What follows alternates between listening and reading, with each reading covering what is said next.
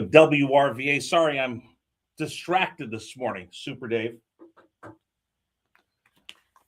No, so I'm doing sports today, gladly. Gary will be back tomorrow. So that's one thing that I'll take back off my plate. But I've been texting all morning. Have a special guest for us tomorrow on the program. Coming up at 8 o'clock tomorrow, we will hear from Governor Glenn Youngkin. Glenn Youngkin joins us tomorrow on the program. We'll talk to him about redistricting, and we'll get his thoughts on everything going on with the vote coming up on Tuesday, the early voting going on right now. And like I said, the cavalry is not coming to save Virginia. Virginians are going to have to save Virginians. And we've done such a great job in the grassroots effort standing up to this attempt to fix and gerrymander or rig, whatever you want to call these elections, to make sure that it's a 10-1 map in favor of Democrats and not having fair, honest, open, competitive elections. They just want to make sure that it's one way and one way only. Governor Youngkin's come out, and we'll get his thoughts on this coming up tomorrow. You'll hear it, an exclusive interview with Glenn Youngkin coming up tomorrow at 8 o'clock here on News Radio WRVA. All right. By the way, Jim Gilmore will also join us. We'll have two different governors joining us tomorrow on the program as well.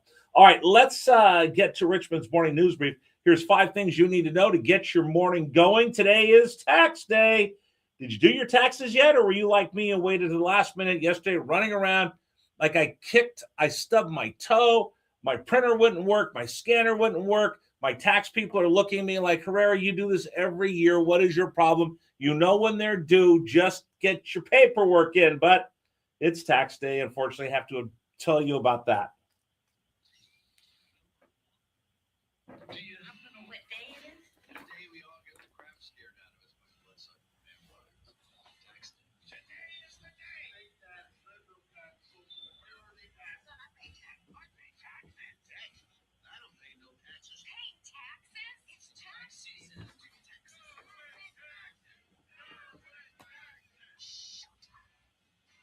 It's tax day. Sorry to tell you that, but yes, today is the day that we have to have our taxes in. Mine will be done, but only because I'm a knucklehead and waited to the very last minute. What about you?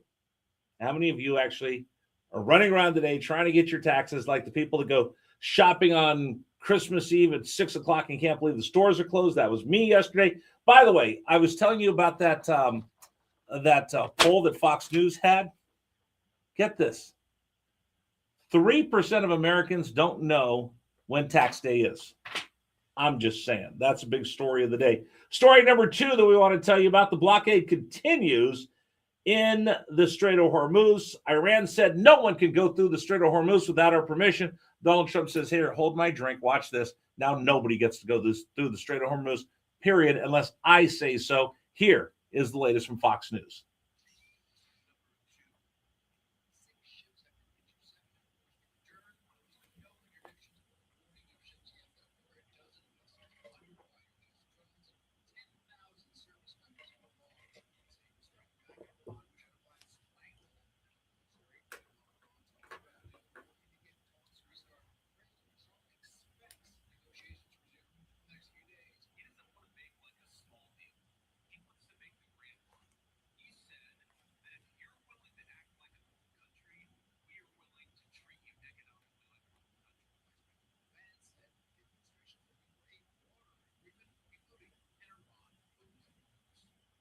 That's Greg Palcott from Fox News. By the way, rumors now running around, and you're starting to hear it. Iran is actually calling DC saying, like, hey, can we talk? Can we talk? Can we get together? They're absolutely being squeezed off because they're able to get a couple ships out, bring in some money. But according to some reports, high government officials are telling the negotiators that came back like, no, you have to get a deal. We have no money coming in, and there is a good chance we won't be able to pay anybody, including the IRGC, our military, anybody. So now you really see them responding back. They had the chokehold on the Strait of Hormuz, drove oil prices through the roof. We've had the $2 jump in our gas prices. I told you that's the one piece of warfare they had economically that they can launch at the United States and have a really crippling effect on us. And you hear people complaining about gas prices all the time. That's 100% a result of Iran not just striking back against the United States, but the entire world by choking off 20% of the world's oil supplies. Now, the United States is going and saying, right, you want to choke off 20%? You want to choke off the world? We'll choke off every bit of dollars you're able to get out of your oil industry. And now you're really seeing them decide whether they want to come back or they want to escalate. We'll see what happens in the next few days. Story number 3, excuse me. Everybody's mad at Governor Spanberger. The right, the left, me. Governor Spanberger has put herself between a rock and a hard place with some of these bills that she signed. Some she's vetoed and some she's sent back.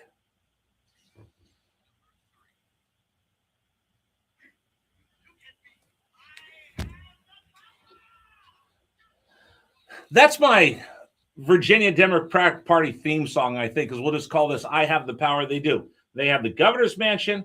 They have the Senate. They've got the House. They make all the rules, but they can't figure out how to govern. So right now, we don't have a budget. When they get back together next week, we don't have a budget. In fact, there's going to be a big shortfall in the budget. They're not sure really what to do. But now Louise Lucas has an idea. One of the things that's really brought industry to this Commonwealth has been the data centers, and they're very controversial. One of the things that incentivized them to come to the Commonwealth of Virginia was the tax credits they received. They receive a tax credit when they have to buy something to replace the servers and everything inside the data centers. They take up a lot of heat, a lot of energy. They burn through those quickly. So they have a tax break on buying new servers, new pieces of equipment to keep those things running. Louise Lucas wants to do away with that. The governor doesn't want to. Don Scott doesn't want to, but they're fighting over that. They're also fighting over union representatives. There's a whole bunch of stuff the Democrats are infighting about that. But I'm going to bring something up during the program that really has me upset, something that she signed, which is giving away our presidential votes to California, New York, Chicago, places like that. I'll explain, but she's not making anybody happy right now. That was story number 3. Let's go to story number 4. I will try just about everything except this, a specialty pizza in Canada. Listen.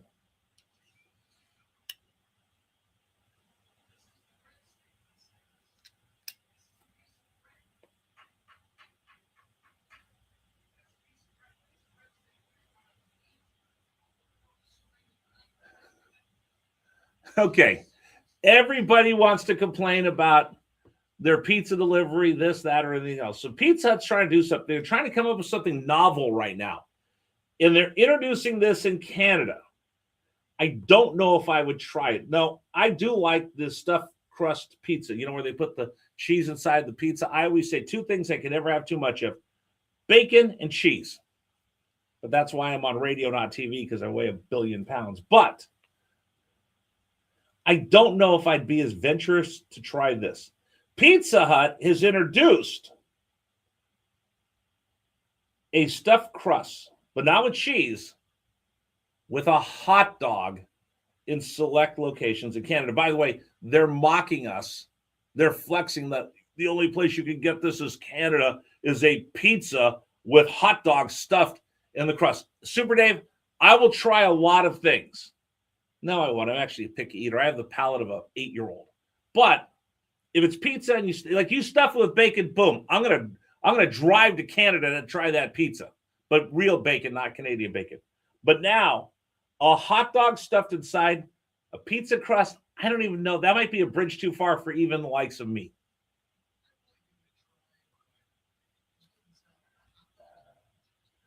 It sounds disgusting.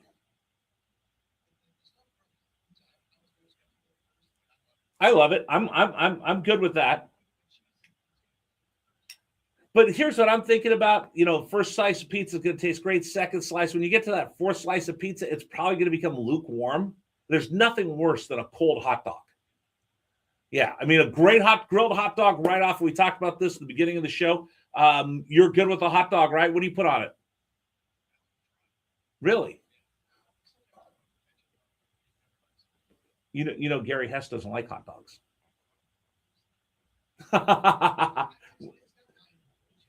Oh no! Listen, Yeah, they have to be grilled with the little char on them. Yeah. No, a grill. Sometimes I'll just go grill a package of hot dogs and just have them in the house. But I did tell you I will eat mine inside a tortilla.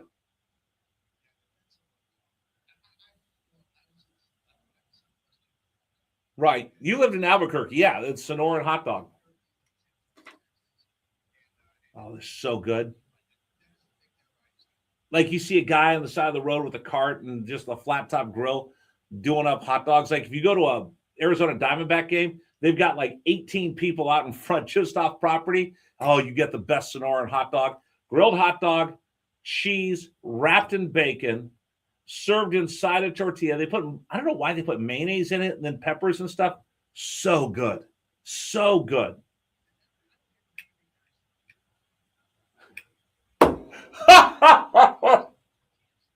Okay, wait a second. Mike in Powhatan just sent me a text. Pizza Hut, congratulations. You just invented pigs in a blanket.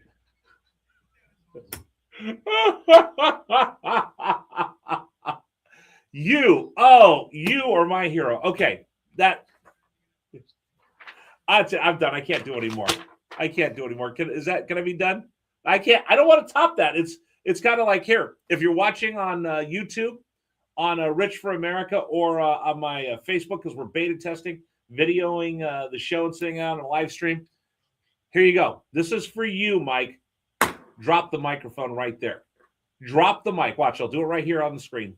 Boom. Can't do anything better than that. Canada, you just invented pigs in the blanket.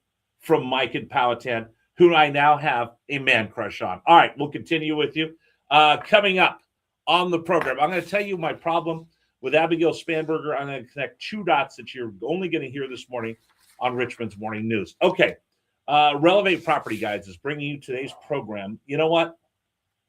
There's times where you get overburdened. Like yesterday, I was overburdened trying to get all my tax stuff done. As a landlord, how many times do you get overburdened with everything going on at once? All of a sudden, something breaks here.